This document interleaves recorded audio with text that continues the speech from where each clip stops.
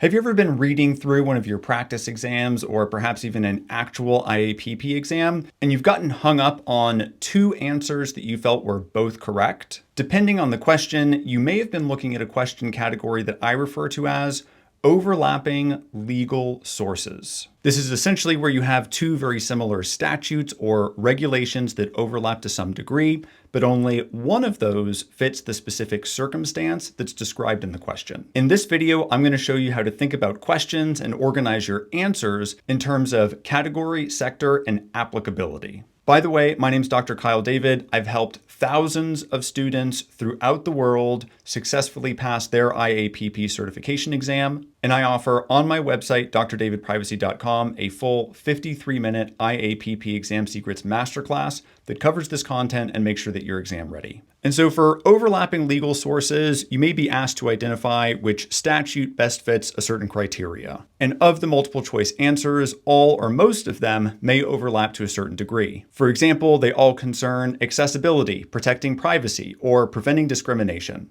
Your objective with these questions is to identify which of the answers is the best fit for what the question is asking. This requires that in your preparation, that you can appropriately categorize laws, policies, and that you can identify the appropriate sector scope and applicability for that question. And so the strategy here when you're looking at overlapping legal sources is to identify a certain category or some other type of bucket that you can place these different statutes or regulations in. For example, are some of them better with health-related contexts or finance-related contexts or education? Once you've categorized the different answers, you should be able to better match up which one of those multiple choice answers suits the question being asked.